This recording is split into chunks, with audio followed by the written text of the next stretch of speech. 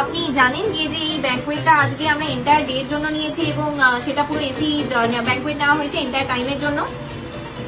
হ্যাঁ, তো everything is painful. এই দেখো, ওটা আমরা সাপের মতো নিয়ে নিয়েছি।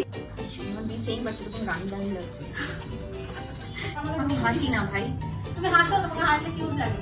বিয়ার্ড লাগে আমাকে হাসলে। না আজকে কিউট লাগছে, চশমা পরে দেখবে।